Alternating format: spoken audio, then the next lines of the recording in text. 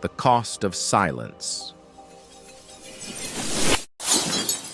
Act 5. The Final Stage.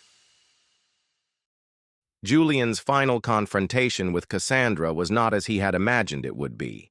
In his mind, he had always envisioned a dramatic showdown where he would take back control, where he could convince her to stay, to forgive, to forget.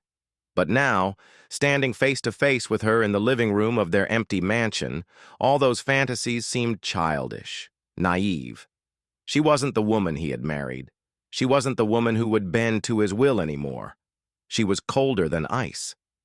"I had to," Cassandra said, her voice as sharp and unwavering as a blade. "You didn't leave me any choice. You ruined everything. Everything." Julian felt his heart pounding, his breath quickening. He opened his mouth to speak, to try to beg for some shred of mercy, but his words were lost in the rush of panic building in his chest. He had been so consumed by his own ambition, by his greed, that he never once stopped to consider what would happen when the truth finally came out. "You've destroyed my trust. You've destroyed us," she continued, her voice now dripping with disgust. "And now, I'm going to make sure you pay for it." Her gaze pierced him like a dagger. "Cassandra, please," Julian choked out, his voice a mere whisper. I didn't mean for it to go this far. I never wanted any of this to happen. I thought I could fix it. I thought—" She didn't let him finish. Her expression hardened, and with a single flick of her finger, she raised the phone in her hand and hit send. The press release was already written, already planned. Everything Julian had worked for was about to collapse in a storm of scandal. But it wasn't the press that Julian feared. No. The real terror set in when he saw the shadow of uniformed officers in the doorway. Julian froze. He was paralyzed by the sudden realization that the walls were closing in.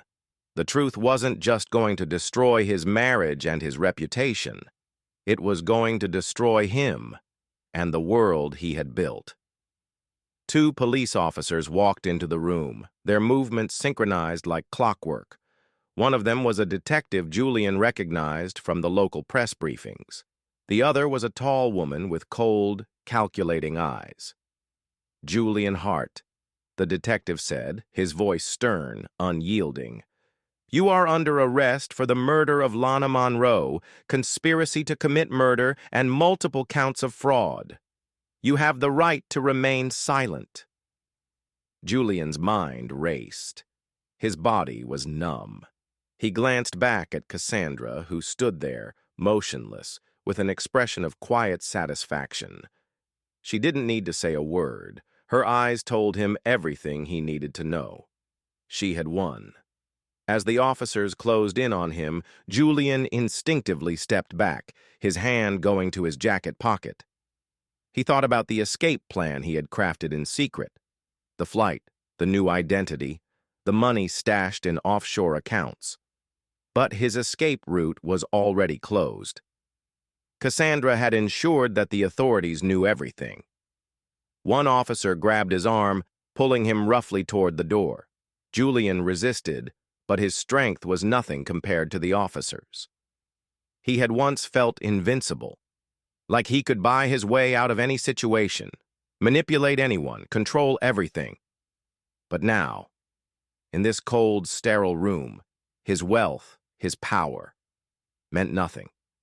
His empire crumbled, and Julian Hart, the man who had built his fortune on lies and manipulation, was nothing more than a criminal now. As the officers escorted him outside, the flashing lights of news vans blinded him. The world was watching. The downfall of a billionaire, the destruction of a marriage, the end of the fairy tale. Julian's hands were cuffed tightly behind him. He looked up at the sky, knowing he had no more games to play, no more second chances, and no one left to save him.